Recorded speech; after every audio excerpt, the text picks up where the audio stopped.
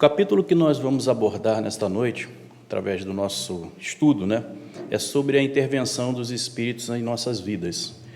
Porque muitos de nós poderíamos nos questionar, apesar de estar lá no Livro dos Espíritos, como funciona essa intervenção, mas a ideia hoje é tratar sobre esse assunto e entender de que maneira eles intervêm no nosso dia a dia, nas nossas escolhas diárias.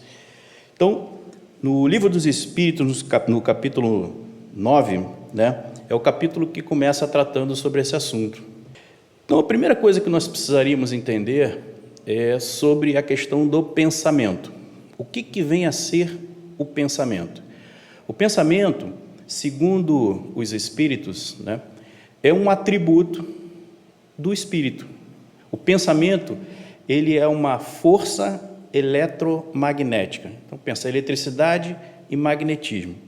E eu estava fazendo essa explanação para o meu filho essa semana e ele falou para mim: pai, eletricidade e magnetismo estão sempre juntos. Eu falei: não sabia, obrigado. Então, eletricidade, a gente botar o dedinho na tomada, que já tomou choque, sabe como é que funciona, E magnetismo, se pensarmos no ímã, os polos se atraem, e se você inverter os polos, o ímã ele se repele, Então é esta força eletromagnética que nós precisamos entender. Eu estou falando com vocês agora e vocês conseguem me ouvir porque o som se propaga pelo ar e vocês têm, logicamente, a capacidade de me ouvir. O pensamento, ele se propaga através de uma outra substância que os Espíritos chamam de fluido cósmico universal. O que vem a ser isso? Bom, se nós pensarmos no menor elemento que nós já conhecemos hoje, seria o átomo, Então, tudo o que constitui matéria é formado de átomos, Então, existe um elemento ainda menor, que a gente ainda desconhece, mas que no futuro teremos pleno conhecimento, que é esse fluido cósmico universal. Então, dos 3 elementos gerais que formam tudo o que existe, a gente está falando de os 3 elementos gerais são Deus, Espírito e matéria. Tudo que existe de matéria é formado de fluido cósmico universal. Todo o universo, fluido cósmico universal. São modificações desse fluido cósmico universal. Então, manter esse entendimento de que pensamento é eletricidade e magnetismo. É uma força eletromagnética. Antes da gente abordar a questão de como funciona essas forças eletromagnéticas, eu queria falar um pouquinho sobre a questão da telepatia, porque é um segmento da ciência, que é a parapsicologia, que estuda essa questão. Eles dizem que, para eles, isso já é um fato consumado, Para eles já está demonstrado que as pessoas conseguem se comunicar, que existem experimentos que comprovam isso, que é possível transmitir uma mensagem através do pensamento para outra pessoa, ou seja, não utilizando os demais sentidos que nós conhecemos, a própria fala, gestos, sinais, enfim. É possível transmitir. E nos testes, eles verificam que há uma eficácia, em torno de 70% a 90%, e esta variação, ela decorre de uma questão, que é a questão de afinidades. Então, quando as pessoas têm mais afinidades no teste, a eficácia e a capacidade de transmitir o pensamento ou a mensagem é maior. E quando não tem muita afinidade, é menor. Para a ciência, os demais segmentos científicos, para eles não serve. Só serve se for 100%. Então, para a ciência, de uma forma geral, isso não existe. Mas para a psicologia, isso é um fato consumado. Essa capacidade que nós temos de nos comunicar. Eu trouxe, pesquisando alguns casos, até para ilustrar e para que a gente possa entender. Tem o caso da Iracia de Jesus, uma mineira, morava em São Paulo. Ela abre a porta e se depara com seu irmão, que para ela foi uma grande surpresa.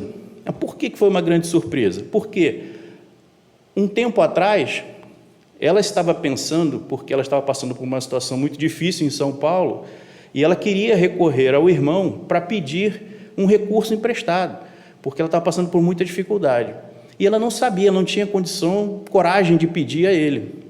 E, por incrível que pareça, esse irmão passa por lá, para surpresa dela, e vai lá deixar um cheque para ela, sem que ela nunca tivesse pedido nada, né?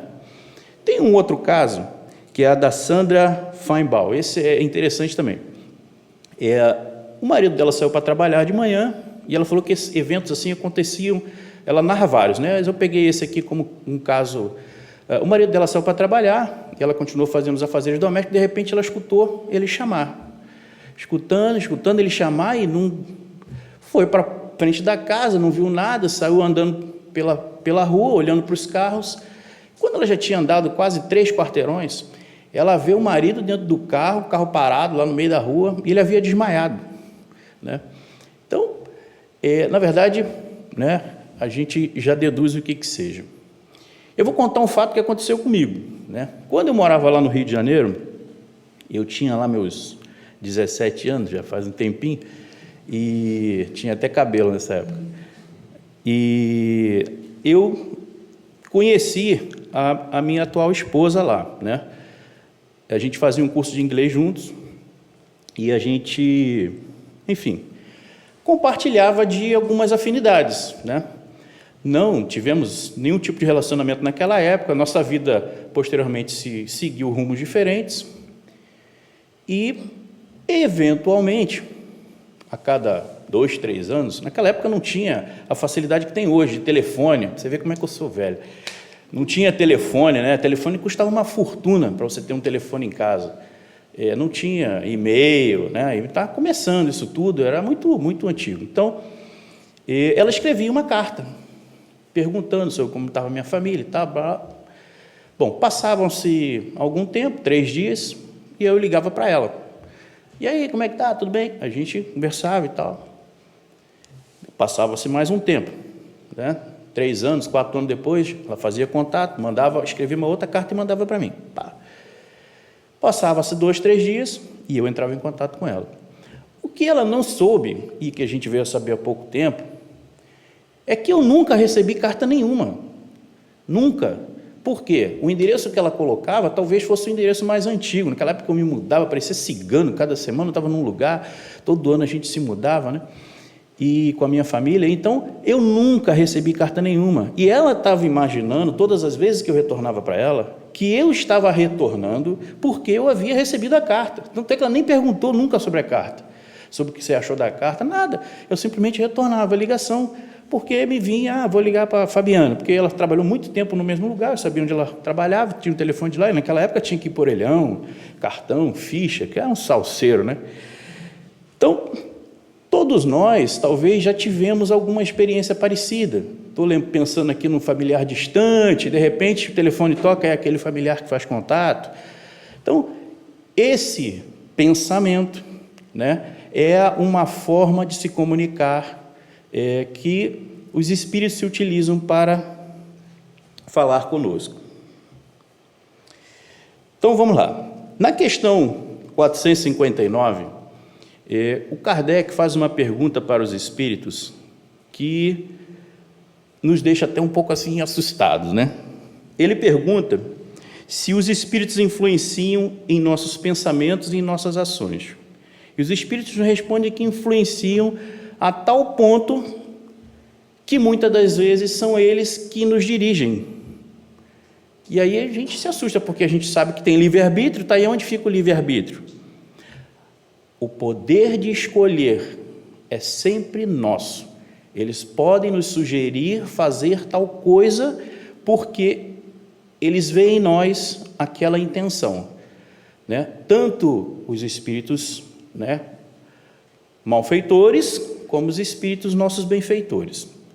Então, se eu pedisse para vocês agora, por exemplo, a gente emana o tempo todo, nós estamos pensando o tempo todo, a gente emana esse perfume, né, sobre os nossos desejos mais íntimos, secretos lá, Então, os espíritos até dizem que isso não existe, desejo secreto, aquele segredo que não quer contar para ninguém. Para eles, isso não existe. Então, se eu pedir para vocês agora, por exemplo, para pensar num avião, uma coisa boba, né? Todo mundo pensando no avião.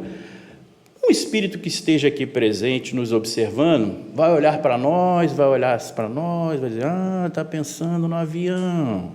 Estou dando um exemplo simples, mas se a gente escalonar, a gente vê pessoas às vezes falando, eu odeio fulana de tal. Quem vocês acham que vai sintonizar? Lembra do imã que nós vamos atrair? Quem que nós vamos sintonizar que vai nos incitar para que a gente continue alimentando esse tipo de sentimento? São os espíritos que não querem a nossa evolução. Então, eles vão chegar no nosso pensamento e dizer, realmente, ela é muito chata mesmo, você tem que realmente se livrar dela, isso aí, procura. E aí o indivíduo começa um diálogo mental e não se dá conta. Bom, então quer dizer que eu recebo o pensamento dos espíritos? Sim. E eu recebo o pensamento dos bons e dos maus? Sim. Mas a decisão é minha. Até aí tudo bem, né? Bom, como é que eu faço para distinguir isso? Kardec perguntou aos espíritos, né? Mas como é que eu vou saber quando o pensamento é de um bom espírito ou o pensamento é de um benfeitor?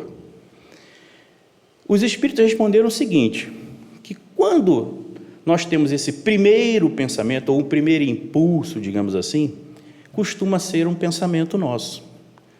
E a diferença para um pensamento que nos é sugerido é como se alguém nos falasse, como se alguém emitisse lá uma opinião, né? Então, essa seria a distinção. E aí vocês poderiam perguntar, mas qual a importância disso, né? Os espíritos mesmo dizem, olha, não precisam se preocupar com relação a isso, porque senão a gente vai ficar maluco, né? Pensando, esse pensamento foi meu, não é meu? Não, esquece, tá? Mas que a gente tem que ter conhecimento dessa questão, que a gente está o tempo todo emitindo pensamentos, estamos recebendo sugestões, e assim nós vamos formando ideias e vamos tomando decisões. Vou por esse caminho, vou por aquele caminho. Talvez a figura não ilustre bem a questão, né? Da questão deles nos manipular. Em alguns casos, como eles dizem, né? São eles que nos conduzem. Vamos lá. Eu trouxe 2 casos do livro, um deles é do livro Nas Fronteiras da Loucura, do Manuel Filomeno de Miranda, Espírito.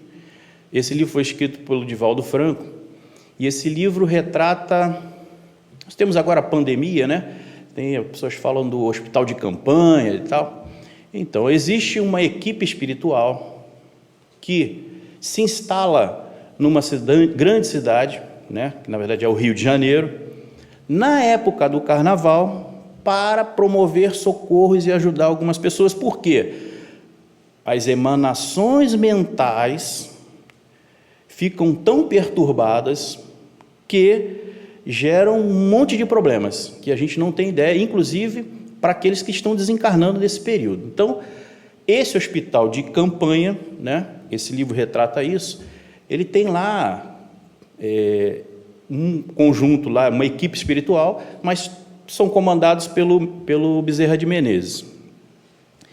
E um dos casos, existe um caso central, né? Mas um dos casos que me chamou a atenção no livro, que eu gostaria de compartilhar, e que, para a gente entender como funciona essa interferência, né?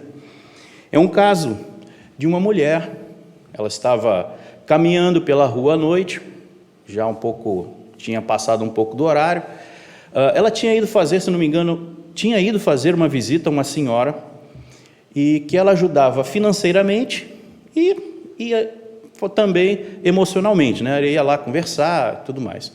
Naquele dia, ela se excedeu do horário, né?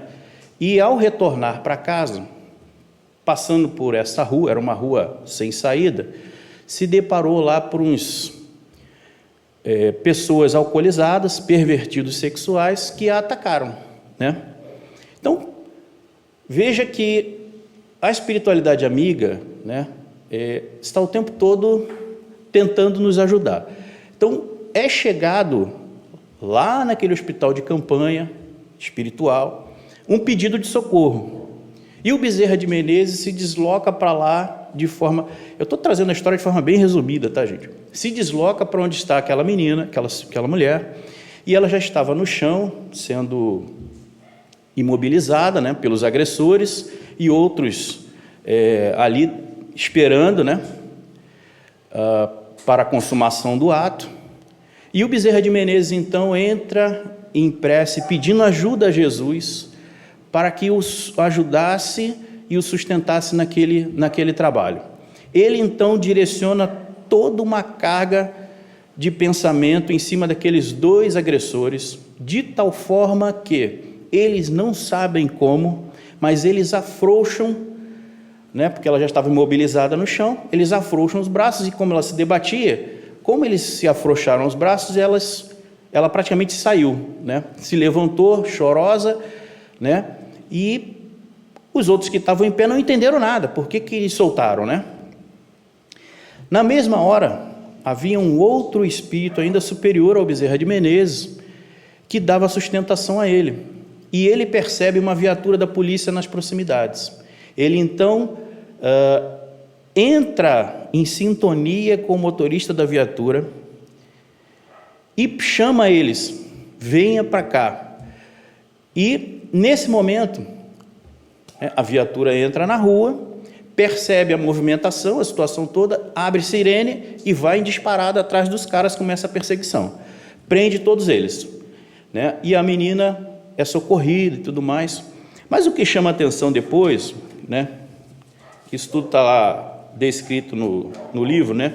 É o comentário do motorista da viatura, que o Manuel Filomena de Miranda nos trouxe. E ele diz o seguinte: cara, nunca entramos nessa travessa, mas de repente escutei uma voz vigorosa dizendo-me, vem aqui. O obedeci prontamente, e os amigos policiais brincaram, não me venha com essa de ouvir vozes, o único espírito que você conhece bem é o que veio do suco da cana, e todos riram. Então, a gente vai tendo uma pequena noção de como funciona. Então, quem leu as obras do André Luiz, nós vamos ver esses dois ambientes, né? O ambiente espiritual, onde eles estão tentando ajudar, os socorros que estão sendo feitos. Então, nós vamos agora para um segundo caso. O segundo caso está nesse livro Libertação. É um livro do André Luiz, é um romance também, e que retrata uma história. Existe um trabalho mediúnico que está sendo feito antigamente, na década de 40, 50. A reunião mediúnica acontecia dentro da casa das pessoas. E hoje, antigamente não tinha centro espírita quase, né? Imagina, década de 40, 50. E o casal, né, que promovia essas reuniões, eles eram o senhor Silva e a dona Isaura, né?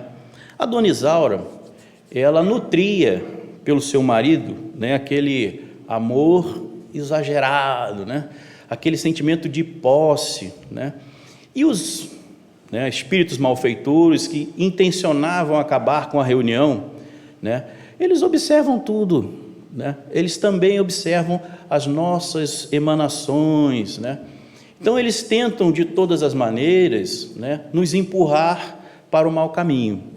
Resumidamente seria isso. Então eles, percebendo que ela tem um ciúme doentio do marido, viviam atacando ela, né, pensamentos para gerar desequilíbrio nela.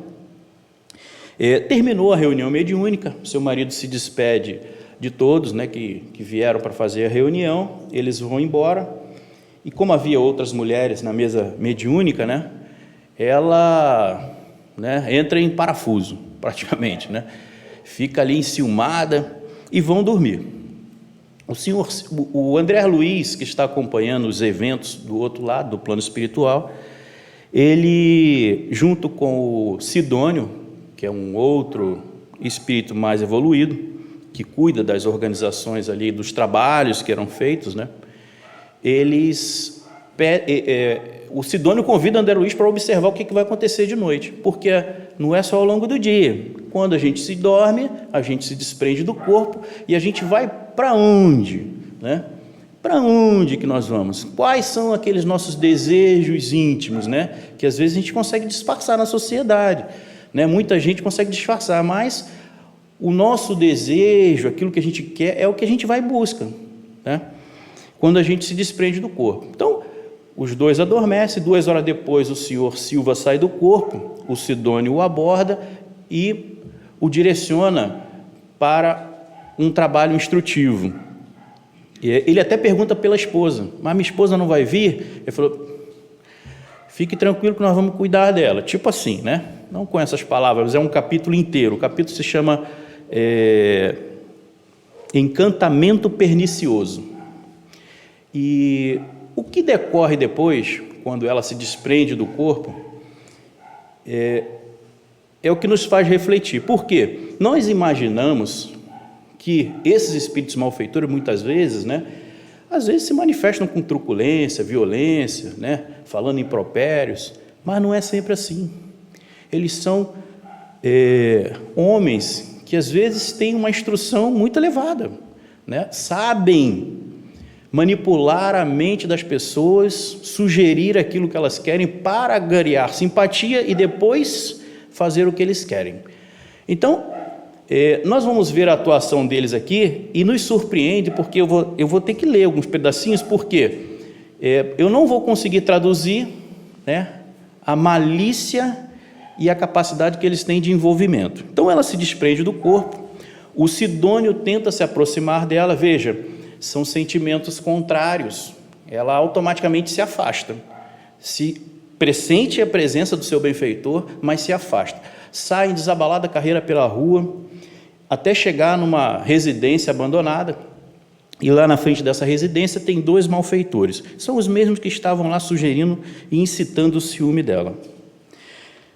O Sidônio chega a dizer, a pobrezinha encontra-se debaixo de verdadeira tempestade de fluidos magnéticos, que vão lhe sendo desfechados por entidades menos esclarecidas. Bom, que a gente já comentou, né? E aí, ao chegar na frente desta casa, eles já estavam lá esperando por ela. E aí eles dizem para ela, né, que nós somos seus benfeitores, e dizem para ela, a senhora tem sofrido bastante em seus respeitáveis sentimentos de mulher. E ela responde, meu amigo, clamou a interpelada, visivelmente satisfeita por encontrar alguém que se lhe associasse às dores imaginárias e infantis. Então, o senhor também sabe? E aí, ele vai desenrolando um rosário para envolver e sintonizar, né, para criar aquela simpatia. E continua, é um absurdo, diz ele, dói-me vê-la algemada a um patife mascarado de apóstolo, né? Porque Sidônio, né, que é o benfeitor, e o André Luiz, preocupado, né? Mas a gente não vai intervir, não tem como fazer alguma coisa, Sidônio. Durante a reunião mediúnica, né, eu utilizei, inclusive, dos próprios lábios da nossa medianeira para proferir uma preleção evangélica em torno do egoísmo, né, para que ela já se preparasse, unisse, mas calma que a gente ainda tem o que fazer, mas no momento certo. Então ele diz o seguinte, olha, o ciúme e o egoísmo constituem portas fáceis de acesso à obsessão arrasadora do bem. E aí continua, Dona Isaura, acredite, somos seus leais amigos, e os protetores verdadeiros são aqueles que, como nós, lhe conhecem os padecimentos ocultos, e vai desenrolando, em que chega um momento em que ele desvirtua, muda o assunto para aquilo que ele realmente queria, que era o quê? Acabar com a reunião mediúnica, porque aquilo é um trabalho de socorro espiritual, e toda vez que você busca se elevar, né, muitos espíritos vêm em sentido contrário para nos derrubar. Mas por que eles fazem isso? Está lá no Livro dos Espíritos, por inveja.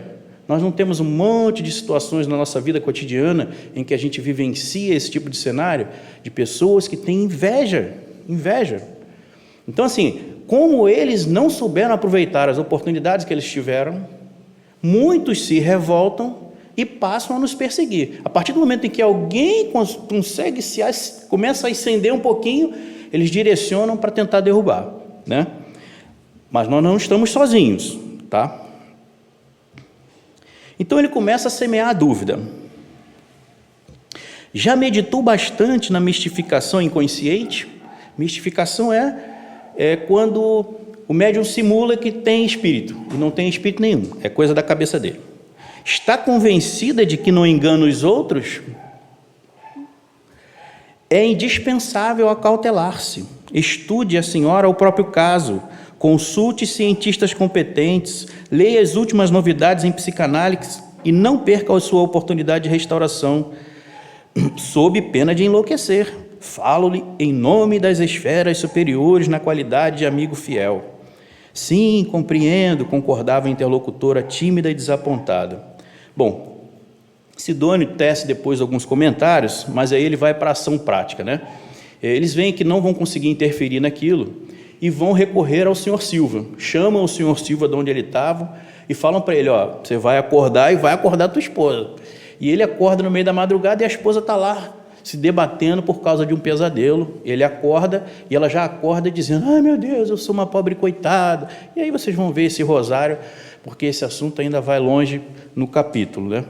Então, muitos missionários se deixam atropelar pela falsa argumentação que acabamos de ouvir e menosprezam as sublimes oportunidades de estender o bem, através de preciosa sementeira que lhes enriqueça o futuro. Bom, então esse é o caso 2. Então nós vimos os benfeitores. Então nós temos as duas forças o tempo todo atuando, mas a escolha é nossa. Por que Deus permite que esses espíritos nos tentem para o mal? Para ver se nós estamos realmente na constância do bem. A decisão de escolha é nossa. Então é para testar a nossa fé. Nós, muitas das vezes, a gente quer atribuir a culpa sempre a um espírito, né? Mas somos nós que atraímos. Lembra do magnetismo que o nosso pensamento tem esse poder. Nós atraímos e eles vêm, muitas das vezes, para nos induzir ao mal. Tem um livro chamado Trilhas da Libertação, do Manuel Filomeno de Miranda, eu já estou acabando, em que tem um capítulo chamado Gênio das Trevas. E lá existe um planejamento estratégico, porque vocês pensam que eles são ignorantes, são não. Literalmente um planejamento estratégico. E lá eles elencam 4 itens que eles utilizam para pegar os incautos, né? Aqueles mais distraídos. O primeiro item, e é nesta ordem, tá? que eles atuam. O primeiro item é o sexo. Então, o sexo desvirtuado, então eles estimulam o indivíduo até ele se perder e depois fazem o que querem. Narcisismo, segundo item, é o filho predileto do egoísmo e pai do orgulho. Depois, o poder, terceiro item. O poder, a gente pensa em poder sobre várias pessoas. Não, né? Tem até um ditado popular que diz que quer conhecer alguém, dá poder a ele, né? E eu conheci pessoas que, olha, é incrível, mas tratavam o empregado, a faxineira da casa, com uma arrogância, com uma capacidade de humilhar o outro, que, nossa, é inacreditável. Então, às vezes é o poder sobre somente uma pessoa, e a pessoa já se revela, né? Se põe tudo para baixo, humilha o outro. E o quarto item, que é o que eles utilizam, é o dinheiro, né? É o dinheiro que muitas das vezes o indivíduo, na ganância de querer muito dinheiro, atropela tudo e a todos. Então eles estimulam, né? E muitas das vezes estimulando o dinheiro, quando a gente tem muito, né? Desestimula os sacrifícios, né? Ou seja, a pessoa não quer muito trabalho no bem, né? Então eu tenho tudo que eu quero. Meus irmãos, para a gente encerrar, como a gente se proteger, né? Jesus, não precisa lembrar de todos os ensinamentos dele, mas eu acho que um ensinamento, que é amar a Deus acima de todas as coisas e ao próximo como a ti mesmo, eu acho que já é o suficiente para a gente filtrar qualquer sentimento contrário a isto. Eu tenho que repelir. Mas eu não simpatizo muito bem com aquela pessoa. Se você começa a remoer isso dentro de ti, você tem que tentar repelir.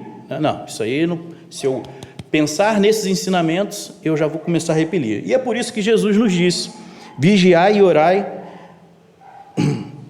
para que a gente não caia em tentação, né? Esse vigiar, gente, é vigiar o pensamento. Tudo que existe foi criado inicialmente no nosso pensamento. Esta casa foi construída antes no pensamento de alguém. Alguém imaginou como seria a casa, quantos quartos, banheiro, e alguém depois desenhou e foi construíram. Então, o pensamento cria tudo. O outro item é: conhecereis a verdade, e a verdade vos libertará. Hoje ninguém mais pode sair daqui dizendo assim: eu não sabia, porque sabe hoje como funciona esses mecanismos, né? E por último, no Evangelho segundo o Espiritismo, nós temos lá no item, no capítulo 6, Espírita, amai-vos, eis o primeiro mandamento, instruí-vos, eis o segundo mandamento. Então nós temos um manancial enorme de informações que nos foram trazidas pelos Espíritos, Livro dos Espíritos, toda a codificação, e uma série de Espíritos do Chico Xavier, com informações riquíssimas para que a gente possa entender todos os mecanismos da lei divina, como funciona tudo isso e se defender, né? Então, instruí-vos, a gente precisa fazer o esforço, estudar, porque sem esse esforço a gente não consegue evoluir, né? Eu preciso ter esse esforço, porque depois o mérito é só meu, porque o esforço foi meu, né? Os Espíritos só nos incentivam a esse trabalho. Muito obrigado a todos pela paciência, e acho que a gente fica por aqui.